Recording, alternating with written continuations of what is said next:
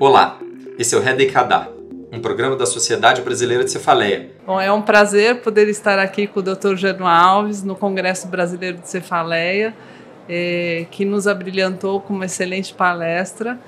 E eu gostaria que o senhor abordasse para a gente algo de relevância da sua aula em relação às alterações cognitivas na migrânia. Cláudia, prazer todo meu estar aqui. Agradeço por essa oportunidade. Bem, primeiro quero dizer que o congresso está muito bom. Sim, né? Sim. Precisamos parabenizar os organizadores. O tema que nos coube foi as alterações cognitivas que podem ocorrer no paciente com enxaqueca.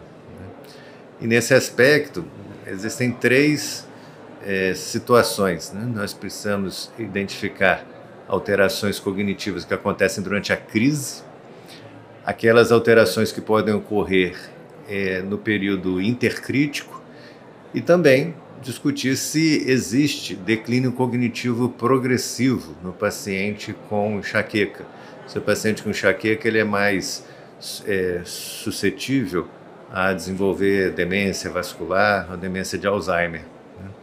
Bem, no que diz respeito às alterações cognitivas no período da crise, parece não haver dúvidas com relação a isso. Os estudos, tanto os estudos clínicos, aqueles estudos que verificaram queixas subjetivas de cognição, quanto os estudos que aplicaram avaliações neuropsicológicas, eles revelam que no momento da crise acontecem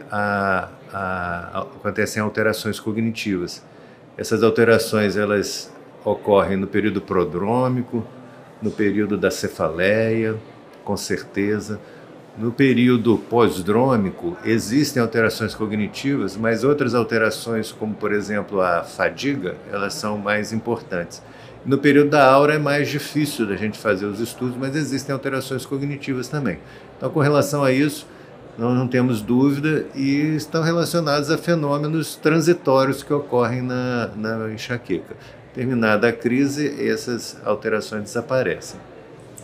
Com relação ao período intercrítico, existem mais, esse é mais controvertido.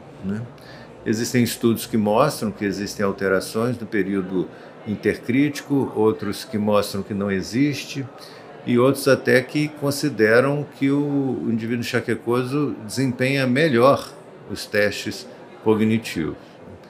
Parece que cada trabalho desse, feito com metodologias diferentes, encontra resultados diferentes.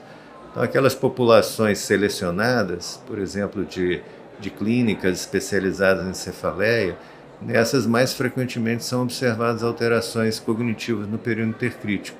Talvez porque esses pacientes sejam mais comprometidos, tenham enxaquecas mais incapacitantes, e esses talvez sejam mais sujeitos a terem essas alterações cognitivas. Os estudos populacionais não mostram.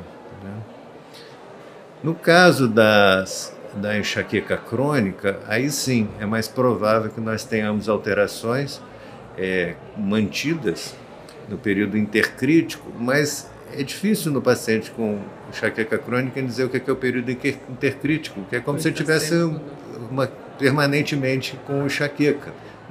Então, nós supomos que os próprios mecanismos transitórios que ocorrem nas crises comuns, eles vão sendo perpetuados no paciente com a enxaqueca crônica. E também esses pacientes são mais sujeitos a comorbidades, alterações do sono, depressão, ansiedade. Também vão levar a alterações cognitivas. Uso excessivo de medicação analgésica, que também tem esse comprometimento. Mas, por fim, com relação a se isso é capaz de causar ou não um déficit cognitivo progressivo, é possível, mas a única meta-análise que existe a respeito desse assunto, eles conseguiram identificar um fator de risco aumentado para demência vascular, demência de Alzheimer, nos pacientes com enxaqueca, mas somente na população asiática, não nos caucasianos. Então é possível que exista uma questão genética ou comorbidades relacionadas, de forma que não é algo que a gente deva se preocupar.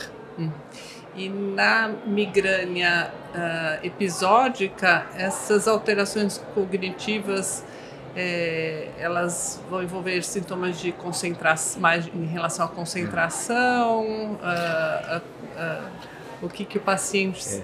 Qual é a queixa maior do paciente? Nos estudos que avaliam as queixas subjetivas, existe um questionário utilizado. Então, o mais comum é que as pessoas refiram a dificuldade para pensar, para raciocinar, né?